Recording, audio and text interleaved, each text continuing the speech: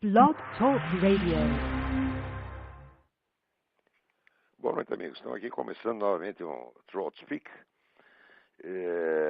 Nós temos uma infinidade aqui de e-mails interessantes, mas eu só queria pedir um favor aos remetentes, que quando me enviarem e-mails, não enviem e-mails compridos, longos, porque daí fica impossível lê-los no ar. São muito interessantes para mim, mas daí eu tenho que fazer algum resumo, uma coisa assim, e vocês perdem a oportunidade de falar ao público com, vamos dizer, as suas próprias palavras. Agora, essa semana me enviaram aqui uma série de coisas muitíssimo interessantes. A mais linda delas é esse caso desse espião italiano Marco Bernardini, que trabalhava para um esquema de espionagem a serviço da Telecom Itália. E este sujeito foi preso e fez um acordo lá com a polícia e contou tudo que sabia a respeito de um esquema de corrupção da Telecom Itália. Esse esquema de corrupção incluiu uma verba de 2 milhões de dólares que estava sendo usada no Brasil, tá certo? Porque a Telecom Itália estava disputando a Brasil Telecom com o grupo Opportunity, do banqueiro Daniel Dantas. Eu agora começo a entender por que o Daniel Dantas foi tão demonizado. Porque a Telecom Itália, se disputava a Brasil Telecom com ele, também quem estava disputando era o filho do Lula, o Lulinha.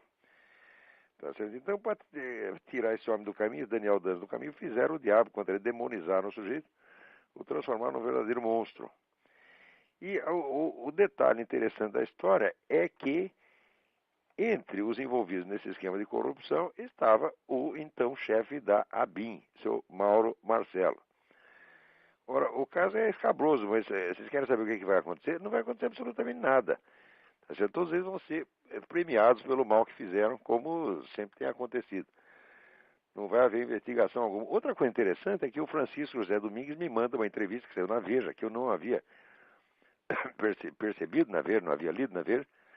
Essa entrevista do Roberto Abdenur, que era o embaixador aqui nos Estados Unidos. É bom vocês saberem que o Roberto Abdenur tinha fama de ser um sujeito governista, ou pelo menos um homem muitíssimo bem comportado. Ele não tem nada de direitista, de antipetista, nem coisa nenhuma. O fato é o seguinte, que ele saiu do cargo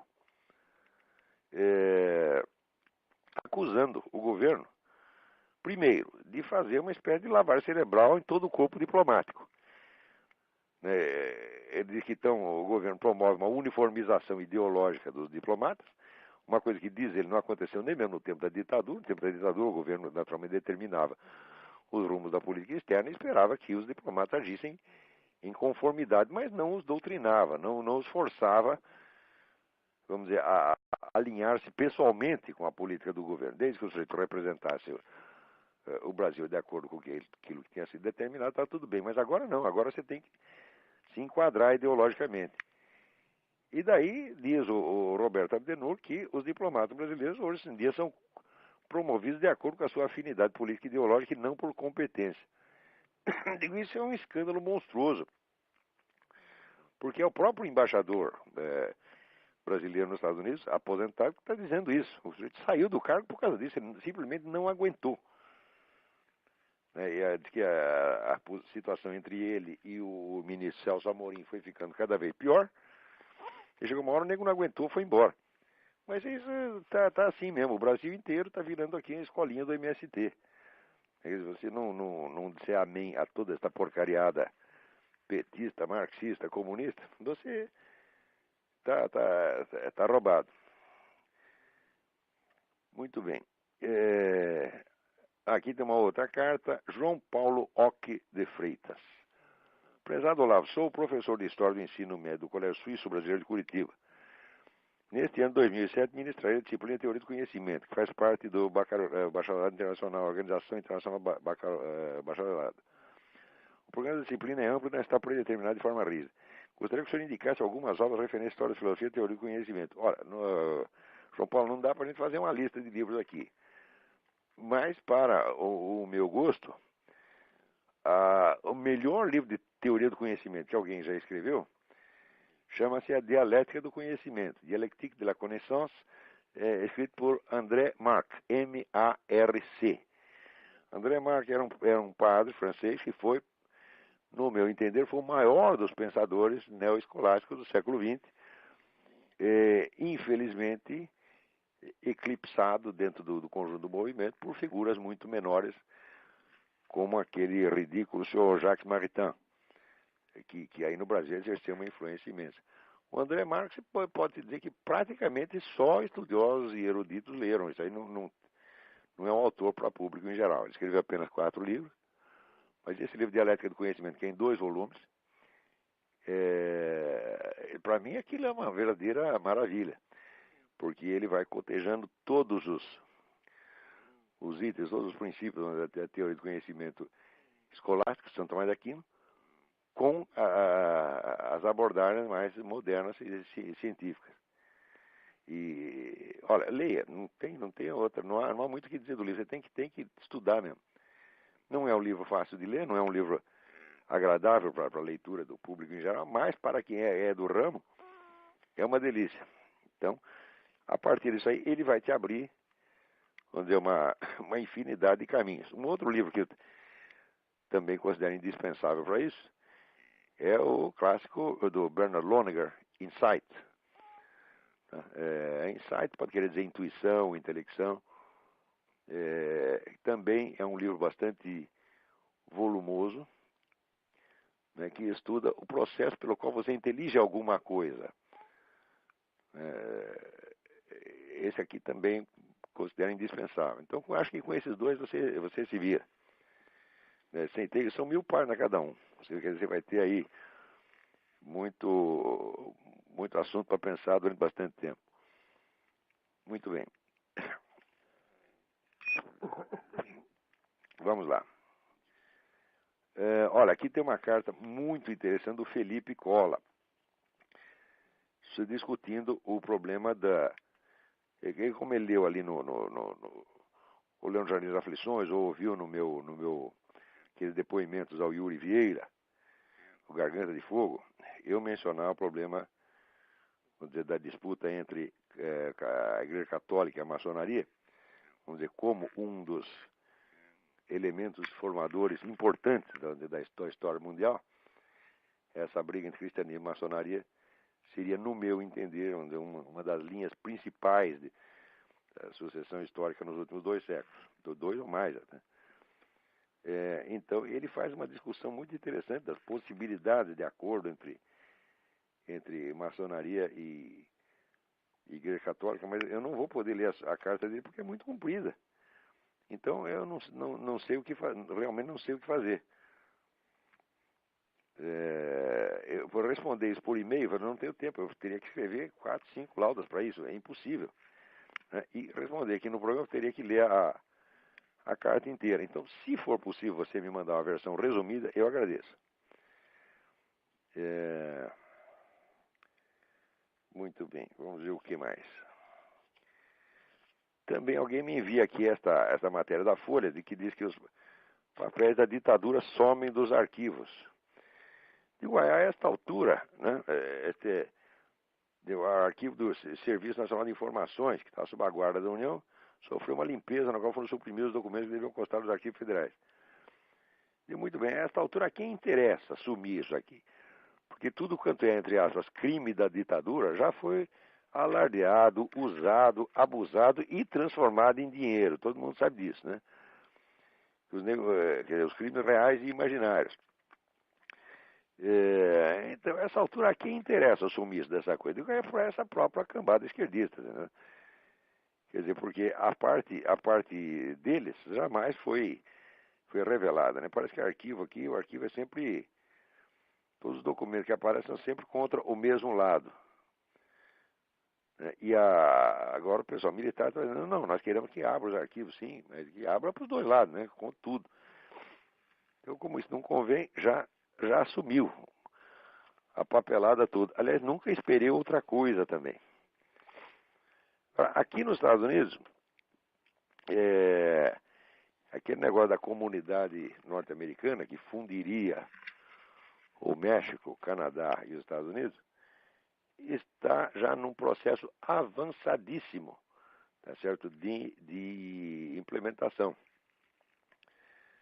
Agora nós estamos começando a discutir também, né, se já que vai abrir as fronteiras, que tem uma unidade territorial, deveria ter também uma unidade monetária. Aliás, eu nem sei como eles não tiveram a ideia de começar justamente por aí, como começaram na Europa, onde fizeram o euro. Agora aqui estão já discutindo uma moeda que chamaria o Amero, né, que seria a moeda única para esses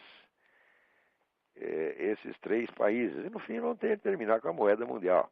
Né, o Robert Mundell, que foi Prêmio Nobel de Economia, né, ele já confessa que o objetivo do CFR, do Council of Foreign Relations, é exatamente esse. Diz ele, uma economia global requer uma moeda global. Né? E a moeda, melhor moeda excelente, não seria da norte-americana, mas a moeda do mundo. Né?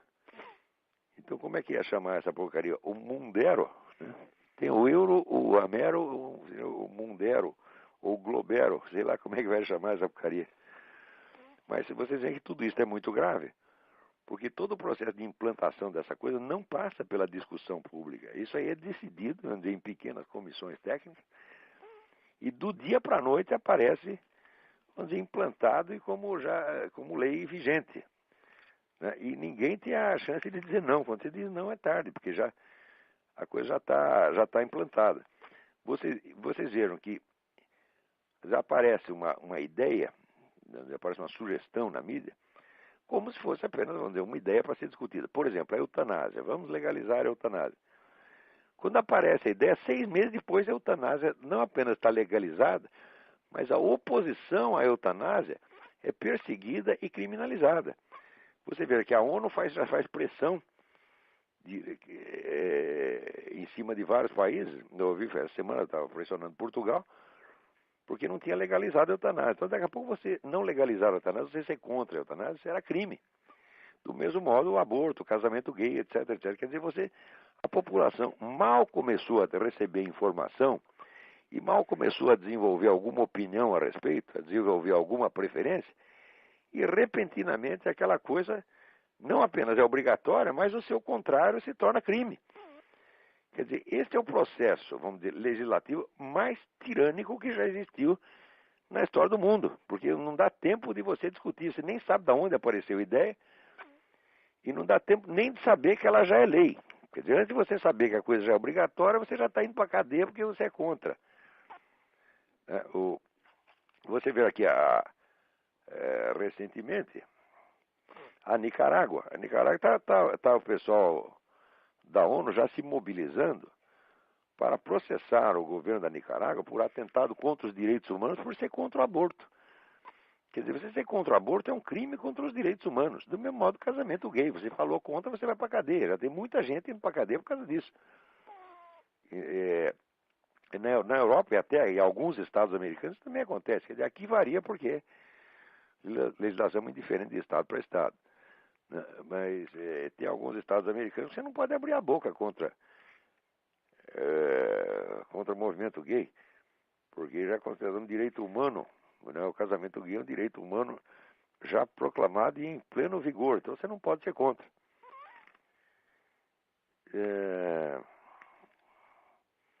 Vamos lá, o que mais temos aqui? Aqui recebeu uma carta de um sujeito que assina assim: Führer@führer.com.br. E pergunto, pesquisando no Google, me deparei com alguém falando a questão de você ser um nazista. Eu gostaria de saber se você realmente aprecia a filosofia ideal nazi, pois eu sou apreciador da filosofia ideal. E olha, eu tenho aqui uma sugestão para você, Führer. A sugestão é o seguinte: vai tomar no olho do cu. Você está entendendo? Então, quem quer que vier me mandar cartinha fake aqui, olha, se eu descobrir quem é, eu vou dar o seu nome e endereço, tá entendendo? Para o pessoal infestar a sua caixa postal com merda como você está querendo infestar a minha, tá bom? Agora, se eu não souber quem é, eu pelo menos dou aqui o e-mail do fulano, que é um e-mail fake, evidentemente, Führer@Führer.com.br. Ai. Então, aqui, Kelmer Casotti me escreve: muito me chocou uma semana atrás quando ouvi de um pastor falando num programa de rádio que o ponto máximo da evolução do cristianismo seria o perfeito comunismo. E daí ele pergunta aqui: o que de fato é comum às duas doutrinas, cristianismo e comunismo? Cristo era comunista, precisa ser cristão comunista ou comunista cristão? Bom, algumas semanas atrás eu já expliquei a origem de todo esse movimento, expliquei no artigo do Diário do Comércio a origem de todos esses movimentos ideológicos modernos. Eles se originam, tá certo, dentro da igreja, tá certo, mas se originam de um movimento evidentemente herético. Esse movimento começa a aparecer, vamos dizer, entre os séculos, se desenvolve sobretudo entre os séculos XIII e o século XVI, são chamados movimentos revolucionários messiânicos, que visavam que a meia dúzia de monges, teólogos, etc., que, desesperados com a confusão que havia na época, a confusão causada sobretudo pelo surgimento dos estados nacionais. Na medida que cada nação começou a ter ambições imperiais por sua conta, aquilo quebrou a unidade do Império Medieval e criou uma bagunça geral. Dentro dessa bagunça, evidentemente, surge a corrupção, ateísmo, banditismo, etc. Então, meia dúzia de monges, desesperados com isso, decidiram criar uma espécie de nova ordem mundial. Aliás, usaram esse termo. Esse termo foi inventado por João Amos Comênios, que é um educador da época, um cara importante na evolução da pedagogia, mas que também foi um teórico político da mais alta importância, que é inventor da expressão novus ordo seclorum, que seria, então, vamos dizer, a nova ordem mundial cristã. Quer dizer, os caras iam implantar o reino do Cristo na Terra a ferro e fogo. E, com isso, desenvolveram a ideia de um tempo futuro, um tempo histórico futuro, que seria, então, vamos dizer, o reino de Deus na Terra. E, portanto, seria já o efeito do juízo final. Quer dizer, com isso, veja a sutileza do negócio, é que transforma o juízo final. O que é o juízo final na Bíblia? O juízo final é o fim dos tempos históricos. Quer dizer, é a absorção da totalidade dos tempos na eternidade. E a eternidade é, vamos dizer, como definia Boécio, é a posse plena e simultânea de todos os seus momentos. É a somatória de todos os momentos transcorridos e transcorríveis, momentos reais e possíveis. Tá certo? Agora, na Bíblia, o juízo final se dá precisamente na eternidade, quer dizer, diante do esgotamento do tempo histórico, o tempo é absorvido, então, na eternidade, e vamos dizer, os atos, né, e acontecimentos transcorridos no tempo são, então, rebatidos, né, no plano da eternidade. Ora, o que esse pessoal revolucionário messiânico fez foi trocar a ideia de eternidade pela ideia de um tempo futuro perfeito. Note bem que, na perspectiva da Bíblia, o sentido da história aparece somente na eternidade. Quer dizer, a história é um transcurso de acontecimentos, transcurso mais ou menos anárquico, mas, visto, rebatido no plano da eternidade, esse transcurso histórico ele adquire uma forma total. E como ele adquire uma forma total, justamente porque acabou, né? Quer dizer, quando acaba o tempo, então tudo que transcorreu dentro dele deixa de ser um fluxo e adquire uma figura, quer dizer, mais ou menos como uma partitura de música, né? A música transcorre no tempo, mas na partitura todas as notas estão ali ao mesmo tempo. Então, nesta passagem do transcurso temporal para a eternidade, a história humana total adquire uma figura e pode, portanto, ser julgada. Esses fulanos não entenderam bem isso e fizeram do juízo final um momento futuro do tempo a ser alcançado mediante a ação humana. Quer dizer, nós vamos, pela nossa ação, nós vamos acabar aqui com a bagunça terrestre e instaurar o reino final do Cristo, que durará eternamente. Então, esse momento futuro, né, qualquer momento futuro, você sabe perfeitamente que quando ele chegar, ele não vai ser mais futuro, ele vai ser apenas mais um momento do tempo. Né? Então, o que esses camaradas fizeram foi atribuir a um momento do tempo futuro o prestígio, o valor e a autoridade da eternidade. O que é um erro, simples erro lógico, mas um erro lógico monstruoso. Nenhum momento futuro pode ser um momento eterno. Qualquer momento futuro, quando ele chegar, ele vai passar como todos os momentos. Né? E a coisa mais característica de viver dentro do tempo histórico, como nós vivemos, é de que ninguém conhece o movimento da história na sua totalidade. Você só conhece um pedaço da parte que já transcorreu e você é capaz um pouco de conjecturar o futuro. Então, na medida em que fizeram isso, eles inverteram radicalmente o sentido do juízo final bíblico. Tá certo? Então, em vez do juízo final ser uma passagem à eternidade, ele é um momento do futuro a ser alcançado mediante a construção de uma sociedade perfeita. Isso é a maior perversão que pode existir da doutrina cristã. Porque primeiro atribui a esses mesmos monges e reformadores o papel de Deus, que é de fazer o juízo final. Segundo, ele inverte as relações entre tempo e eternidade, atribuindo a um momento do tempo o prestígio e o valor da eternidade. Então, isso aqui não é uma doutrina cristã, isso é uma doutrina anticristã, tá certo?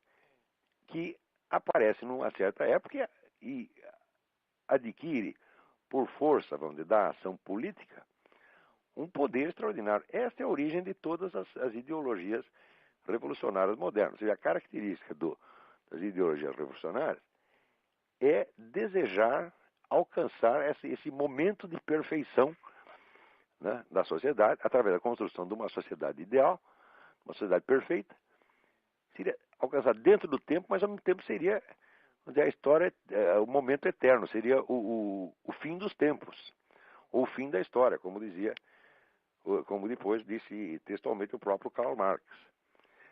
Confundir isso com o cristianismo foi exatamente o que esses monges fizeram, esses malucos dos séculos XIII e XVI. Isto foi onde a maior perversão que já houve dentro do cristianismo. Isso é uma traição interna, isso é destruição do cristianismo, e não só isso é destruição do cristianismo, isso é destruição da inteligência humana. Porque se você não tem uma visão correta da estrutura do tempo, você está fora da realidade. Você está vivendo, vamos dizer, num tempo hipotético, numa estrutura hipotética, destinada a culminar num momento que magicamente não vai passar mais. Tá certo? Tem até o famoso, né, poema do Goethe sobre o momento supremo, quer dizer, aquele momento que é tão bonito que ele diz, não passe mais, fique aí, fique parado no ar. Né? Mais ou menos no poema do Manuel Bandeira, que ele fala do quarto em que ele morava, no apartamento, que ele dizia que iam derrubar o prédio, mas que o quarto dele ia ficar eternamente intacto, suspenso no ar. Então esse momento perpétuo é mais ou menos que nem o apartamento perpétuo do Manuel Bandeira. É uma impossibilidade pura e simples. É uma mera figura de linguagem. Acontece que desde essa época, toda essa intelectualidade ativista, ela está pensando, tudo que ela raciocina é dentro dessa estrutura falsa de tempo. Então, é por isso que dentro dessa inversão, quando você inverte de eternidade e tempo, você inverte tudo mais. Tá certo? Inclusive, você inverte o bem e o mal. Isso é impossível, como você está conferindo ao tempo o valor da eternidade. Então, a inversão lógica é total. E não é só inversão lógica, é inversão de percepção. E se você pode perceber um simples momento do fluxo temporal como se fosse uma eternidade, tá certo? Então, todo o esquema de percepção dele está alterado. E daí que esse pessoal não chega a confundir, vamos dizer, o bem com o mal. Esta inversão, ela aparece em tudo. Como, por exemplo, esta semana, tinha uma entrevista deste professor da Unicamp, esse cretino chamado João Carlos Quartim de Moraes, que é um sujeito que ele fundou na Unicamp um núcleo de estudos marxistas, né, transformando a Unicamp numa escolinha do MST. Na época que fundaram isso, eu sugeri, né, escrevi à Unicamp dizendo, por que vocês não fundam também um núcleo de estudos antimarxistas? Seria até mais interessante, porque todos os filósofos que interessam no século XX são antimarxistas. Então, um núcleo de estudos antimarxistas forneceria um material de estudo muito mais valioso para a meninada, né? É claro que eles não me responderam. Mas esse seu João Carlos Quartim de Moraes, ele está dizendo que se a esquerda atual ela não pode, vamos dizer, tentar obter o apoio, a simpatia dos militares atuais à custa de esquecer, diz ele, os nossos mortos. Né?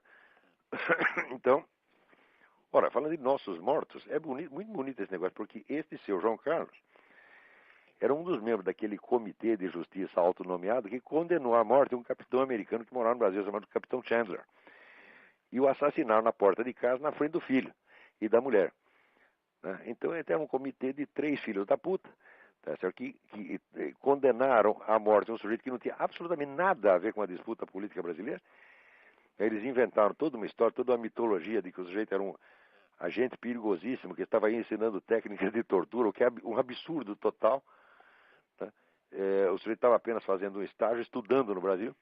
Quer dizer, um cara que confiou na hospitalidade brasileira, foi aí para estudar, e de repente é crivado de bala na porta de casa. Isso é obra de seu Quartinho de Moraes. Esse seu Quartinho de Moraes é um assassino, tá certo? E ser um assassino político a favor do lado politicamente correto, vamos dizer, é a mais alta glória curricular para um universitário brasileiro. E por isso mesmo ele tem a sua importância na Unicamp. Então, quer dizer, um assassino que fica chorando dos nossos mortos e trata o morto do outro lado como se fosse, vamos dizer, um detrito numa lixeira, é evidentemente um sujeito que tem uma vamos dizer, consciência moral completamente torta, distorcida, doente, tá certo? É um sociopata, obviamente, tá certo? E justamente por ser um sociopata, adquire uma importância, vamos dizer, um prestígio universitário fora do comum. Então, é o negro que chora os nossos mortos. Os seus mortos, que se dane. Os seus mortos são lixo. Quer dizer que, veja, a condição humana, salvo engano, é uma condição biológica da qual todos nós participamos. Nenhum ser humano pode conferir a condição humana ao outro, tá certo? Mas, na perspectiva desse seu João Carlos Quartinho de Moraes, a condição humana, ela depende da sua posição política. Conforme a sua posição política, você é gente, então você merece ser pranteado e homenageado depois que morreu. Agora, se você está do lado errado, isso não existe. Né? Então só existem os nossos mortos. Os seus mortos são lixo. Isso é uma distorção monstruosa da consciência moral. Essa distorção é comum a uma infinidade de intelectuais ativistas, militantes, são todos eles assim. Né? Todos eles choram, vamos dizer, porque morreu 376, desapareceu 376 terroristas brasileiros, eles choram pra caramba. Agora, se Fidel Castro mata 500 mil pessoas no continente inteiro, isso não é para chorar, isso não é nem para ligar, isso é um detalhe de somenos, né? Um detalhe na história, como vamos dizer, como os judeus que morreram na Segunda Guerra eram um detalhe para o tal do senhor Le Pen, que é outro, evidentemente, também um cara de uma perspectiva revolucionária. Esse movimento fascista europeu é também um movimento revolucionário utópico que visa criar uma sociedade que era perfeita no entender deles. Então, a perda da estrutura real do tempo é a perda da noção de realidade e a distorção completa da percepção humana. Então, você dizer que isso é cristianismo, eu digo, bom, é cristianismo no sentido que uma nota falsa de $100 é uma nota de $100. Né? Não deixa de estar escrito $100, ela imita.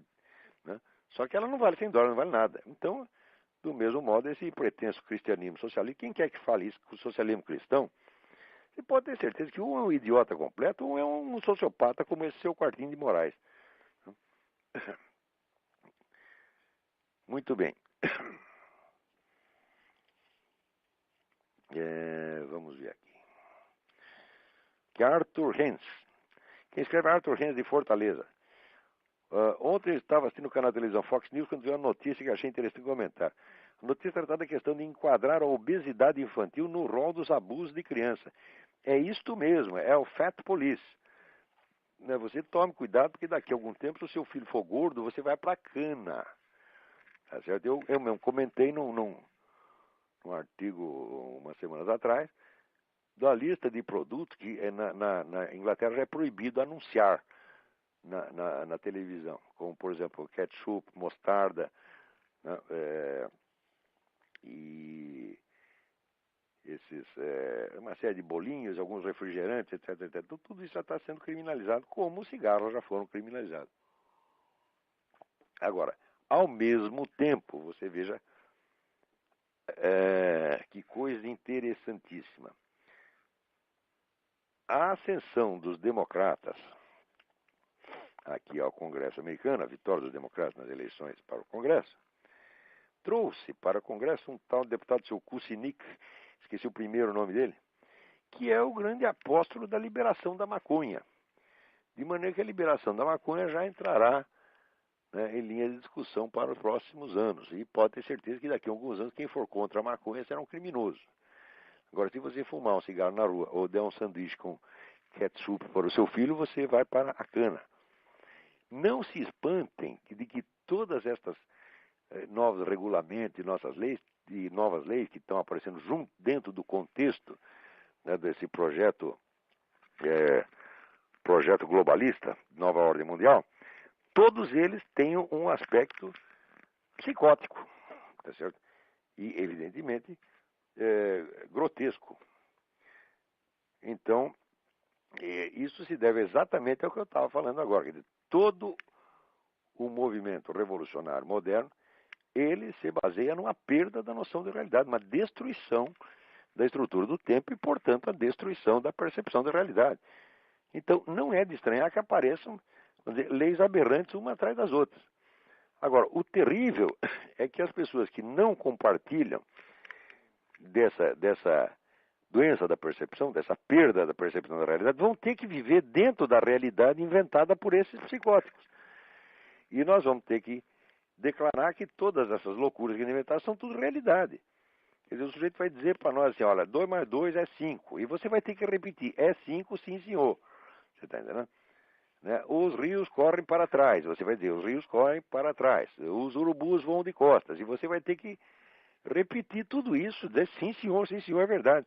E se você disser o contrário, você será não apenas um criminoso, como você também será um desajustado social. Né? Quer dizer, é muito difícil você se ajustar dentro do mundo psicótico, né, como esse. Mas eles é isso realmente que eles estão obrigando, né, a fazer. Então é esse mais ou menos o mundo em que vocês vão ter que viver no futuro.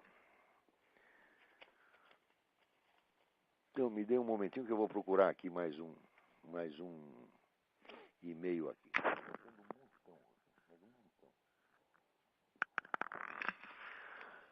Aqui um Marcos Vinícius Monteiro andou estudando lá a minha teoria dos 4 discursos e pergunta se existe realmente uma analogia entre os 4 discursos, discurso poético, retórico, dialético e lógico, uma analogia entre os 4 discursos e os 4 elementos, tá, como compreendido na cosmologia antiga e medieval. Existe sim, quer dizer, isso não é apenas uma analogia, uma curiosidade. Eu até cheguei a escrever todo um capítulo explicando isso, mas não houve tempo de colocá-lo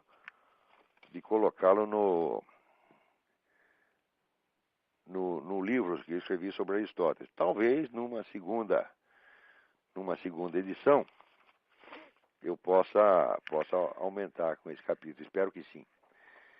Agora aqui o Márcio Humberto Bragalha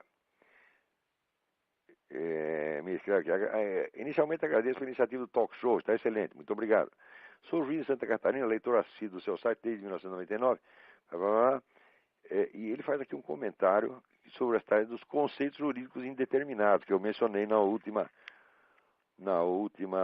programa. Diz ele, essas indeterminações, as expressões sem significado constante, se empilham uma sobre as outras no ordenamento jurídico brasileiro.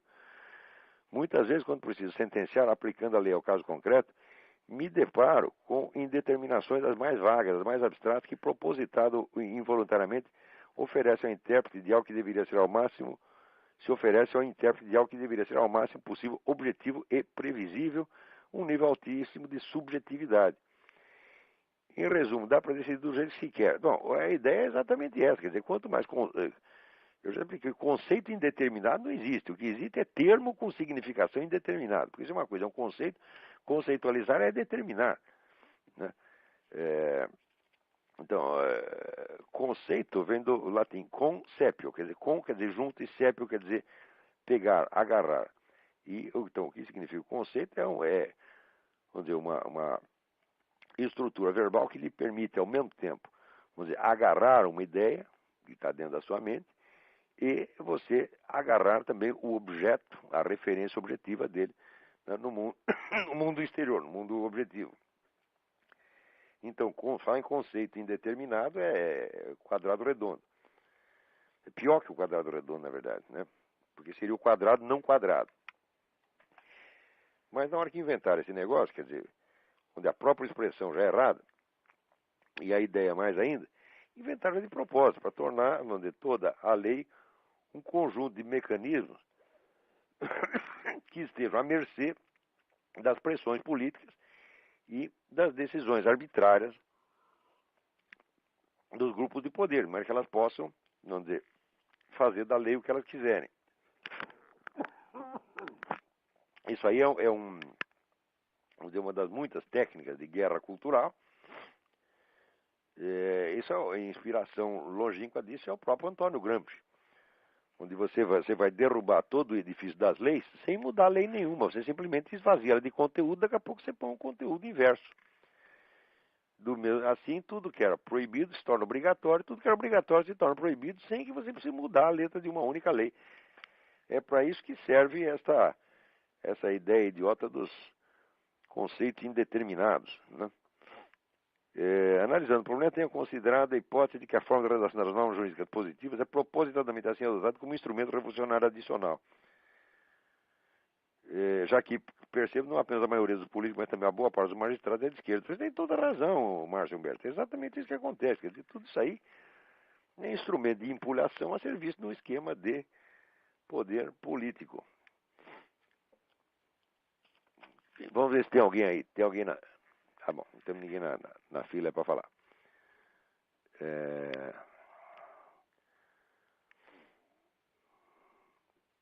Vamos ver.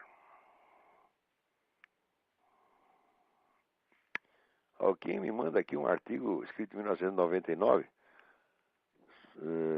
Hermes Rodrigues Neri, falando sobre o livro do John Cornwell. Ele diz que as colocações bem contundentes contra Pio XII e as candentes indagações de Cornwell são bem argumentadas, apesar de altamente manipuladas. Claro, isso aí foi uma empulhação muitíssimo bem feita. Esse Cornwell é simplesmente um vigarista. Quer dizer, um negro que diz que fiz profundas pesquisas na Biblioteca do Vaticano, quando você vai ver, parece que a ficha lá assinalava 3 passagens dele por não mais de 2 horas cada uma. Esse foi lá só para maquiar, né? Inventou um monte de besteira e foi maquiar com uma aparência de pesquisa.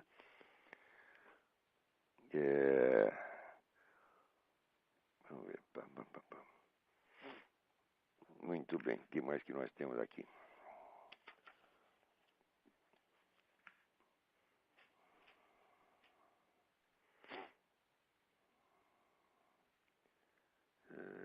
Também uma outra carta perguntando se faz sentido aqui. Márcio Oliveira, perguntando se faz sentido a expressão socialismo cristão. Eu digo, faz exatamente no sentido da nota falsa de $100, que é, de certo modo, uma nota falsa de $100. Então, o socialismo cristão é, de certo modo, cristão, no sentido de que é uma falsificação do cristianismo. Agora está aqui um outro pergunta. Vamos lá. Leonardo. Estou cada dia mais interessado sobre os movimentos tradicionalistas. No entanto, já posso citar algumas besteiras ainda pregadas por esses arautos da pureza católica. Desde já digo que sou um conservador, tenho um profundo respeito à tradição da doutrina da Igreja, que tomei como minha, independentemente do Concílio Vaticano II. Mas como não aceitar o ecumenismo, a união entre os cristãos para um diálogo e entendimento, buscando o que mais une que o desune? Bom, aí é o seguinte, eu vejo que muitos desses grupos tradicionalistas, eles têm, até por uma questão reativa, quer dizer, até pelo escândalo que sofreram durante o Concílio Vaticano II, eles às vezes se apegam a uma noção um pouco tacanha, tá certo? Do que seja a doutrina e vamos dizer, ficam imbuídos num sacrossanto horror, por exemplo, ao protestantismo, a Igreja Ortodoxa, etc, etc. É claro que estão, vamos dizer, errados nisso, tá certo? Mas eu acho que o valor que tem esse grupo, na verdade chamar esse grupo de tradicionalista é errado. Tradicionalismo é mais um termo geral que se aplica, vamos dizer, aos discípulos de René Guénon, Fritjof Schuon, etc, etc. Esse outro grupo especificamente católico, o mais certo seria chamá-lo de católico pré-conciliar, uma coisa assim. Note bem que o grupo ligado ao Monsignor Lefebvre, né, eu conheci algumas dessas pessoas, tenho o máximo respeito por elas, quer dizer, não posso acompanhá-las em todos os seus julgamentos, mas eu acho que essas pessoas eram o que havia de melhor na Igreja Católica e justamente esses foram jogados fora. Né? Não sei se você sabe, mas esse pessoal, por exemplo, da Teologia da Libertação, que é o pessoal que propunha a inversão do cristianismo, nenhum foi jamais excomungado. No máximo, se pediu lá ao Leonardo Boff o que eles chamam silêncio obsequioso, quer dizer, você ficar quietinho durante um tempo, depois você volta a falar aquela besteirada toda. Né? O silêncio obsequioso foi exatamente o que se pediu ao Galileu. Olha, você fica quieto durante 3 meses, depois volta a falar tudo do mesmo jeito. Agora, o pessoal conservador, pré-conciliar, esses foram excomungados mesmo. O Dom Castro Maia foi excomungado, o Marcelo Lefebvre foi excomungado. Mas isso foi excomungado por quem? Foi excomungado por gente que já estava auto-excomungada pelo Pacto de Metz. Então essa excomunhão não vale absolutamente nada. Então, no Rio de Janeiro havia um grupo tradicionalista criado, tradicionalista conservador, pré-conciliar, criado pelo Gustavo Corsão. E depois que foi continuado por um amigo meu, o Dr. Júlio Flechman. O Dr. Júlio Flechman era um judeu que se converteu ao catolicismo por influência do seu amigo Gustavo Corsão, e que quando morreu o Corsão, ele que ficou com, vamos dizer, com o encargo de continuar a liderança desse grupo pré-conciliar. O Dr. Júlio foi uma das melhores pessoas que eu conheci na minha vida, tá certo? Era um homem de uma honestidade e de uma coragem, de uma sinceridade a toda prova, tá certo? Um homem, vamos dizer, fiel não só à igreja que ele escolheu, como também à memória do seu mestre Gustavo Corsão. E agora só agora fiquei sabendo que o Dr. Júlio morreu recentemente. Ora, não precisava concordar com todas as ideias e interpretações que o Dr. Júlio fazia sobre todos os itens da disputa da disputa eclesiástica. Mas eu sei o seguinte, eu sei que qualquer coisa que se dissesse contra esse grupo era mentira. Porque era a pessoa mais honesta que tinha no Rio de Janeiro. E, no entanto, a Arquidiocese do Rio, na época, fez o diabo com essa gente, quer dizer, perseguiu, mentiu, oprimiu. O Dr. Júlio conta isso no seu livro de memórias, que se chama A Crise é de Fé e é Grave, que foi editado pela editora Permanência. Vocês podem ter notícia disso através do site, eu não lembro se é permanência.com.br ou permanência.org, mas é um dos dois. Dei uma olhada nisso. Então, eu tomei por norma o seguinte, eu não discuto doutrina com esse pessoal tradicionalista. Quer dizer, eu não o sigo, mas eu não admito que ninguém fale mal deles, tá entendendo? Porque a pessoa tem para falar, isso aí eu critico, até alguma autoridade moral tem que ter. Tá certo? E eu não conheço dentro da Igreja Católica quem tenha mais autoridade moral do que essa gente, tá certo? Que, vamos dizer, pagou, que sofreu pela sua fé, que viveu num espírito de sacrifício e de fidelidade à Igreja milenar. A gente tem que aprender a respeitar os valores efetivos, tá entendendo? E também, veja, eu não vou ficar discutindo detalhes doutrinais com um grupo minoritário que está perseguido e oprimido. Isso eu não faço. Tá certo? O dia que este grupo tiver, vamos dizer, reconquistado o seu lugar, o lugar que merece dentro da igreja, merece muito mais do que esse pessoal que está na alta hierarquia hoje, o dia que eles tiverem sua liberdade, sua segurança, tá certo? E seus direitos assegurados, eu posso discutir com eles, mas até lá não. Então, parece que é uma pessoa na linha aí, vamos ver quem é. Alô? Alô? Alô? Sim, quem está na linha? É João Paulo aqui de Santos. Oi, tudo bem? Tudo bom. Olavo, lendo o seu site, algumas coisas que você escreve no jornal e também alguns sites da internet, às vezes eu fico na dúvida, e tem pessoas que acham que, na verdade, o grande, assim, perigo, vamos colocar entre aspas, que a sociedade ocidental enfrenta hoje seria o radicalismo islâmico. Mas tem gente que acha que não, que na verdade continua sendo a Rússia e a China. Eu queria saber o que você acha, qual é o papel da Rússia hoje e como é que você vê essa questão? Bom, você precisa ver o seguinte, existem vários planos de dominação mundial que estão ou concorrendo ou colaborando no mundo atual. O velho plano, vamos dizer, comunista, ele continua aí, quer dizer, o risco que a Rússia e a China ofereciam, ele continua presente. Mas ele está concorrendo, vamos dizer, com o esquema globalista desse pessoal, vamos dizer, milionários, Rockefeller e Morgan, etc., que são os inventores, vamos dizer, do globalismo neossocialista, que seria o globalismo dos organismos mundiais, né, como ONU, Unesco, etc., etc. E você tem, em terceiro, vamos dizer, o projeto islâmico, que também é explicitamente votado a dominar o mundo. Não tem sentido você perguntar qual desses é o mais perigoso, tá certo? Porque o perigoso é a concorrência entre eles. Quer dizer, quer eles concorram, quer colaborem, são planos de dominação mundial. Veja, existir um plano de dominação mundial já é um absurdo. Tá? Porque você veja, por exemplo, se você pegar 2 milênios de história da Igreja Católica, a Igreja Católica jamais quis dominar o mundo. Quer dizer, a base do Império Medieval era o reconhecimento da diferença entre a autoridade espiritual e o poder temporal. Sim. Quer dizer, o poder temporal é que podia se organizar, então, internacionalmente, nacionalmente, do jeito que ele bem entendesse. Certo. Claro que a Igreja queria espalhar a sua influência por todo mundo, mas se espalhar a influência por todo mundo é uma coisa, dominar, quer dizer, espalhar a influência por todo mundo é simplesmente obedecer a ordem do Cristo, ir por toda parte e fazer prosélitos. Isso a Igreja fez.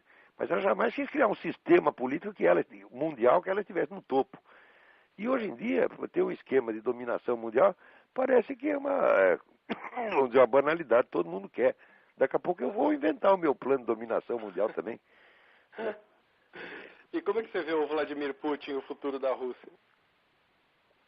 Olha, eu acho que qualquer país que tenha passado pelo comunismo, eu acho que não se recupera mais. Eu acho que a Rússia hoje é uma extensão da máfia. Se falar governo russo e máfia russa é exatamente a mesma coisa.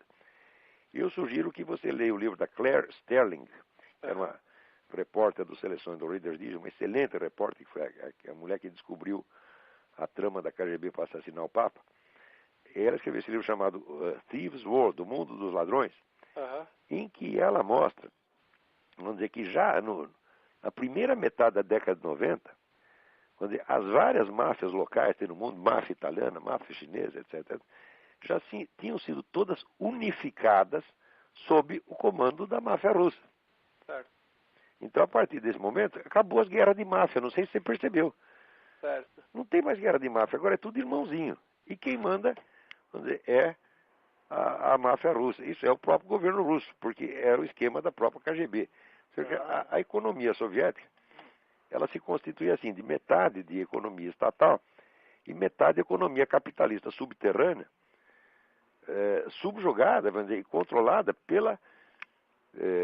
controlada ilegalmente, controlada pelo terror, tá certo? Pelo pessoal da KGB. Tá certo? E o banditismo russo, também não havia banditismo avulso. Qualquer banditismo na Rússia estava sob comando da KGB. O pessoal, às vezes, não mede. Fala KGB como quem fala CIA ou quem fala M16, não é nada disso. A KGB foi a maior organização de qualquer tipo que já existiu na história humana. A KGB controlava todos os aspectos da vida social russa. Então ela também era dona das máfias. Quando acabou o comunismo, entre aspas, não fez diferença nenhuma, porque os caras que estavam no poder são os mesmos que estão até hoje. Usando meios bastante parecidos com os que usavam na época. Tá certo? Então, eu não vejo outro futuro para a Rússia se não continuar sendo roubada eternamente. Certo. Não consigo conceber, eu espero que não seja assim, porque é um grande povo, o russo é um povo maravilhoso. Né? Eu espero que haja uma luz no fim do túnel, que a Rússia ainda possa ter alguns dias de paz, de liberdade, mas eu não sei como. Deus talvez saiba, mas eu não sei. Tá joia. Tá bom? Tá bom, muito obrigado. Obrigado eu. Tem mais alguém na linha aí? Então, vamos encerrando o programa, que já Já completamos o nosso tempo. Muito obrigado a todos e até a semana que vem.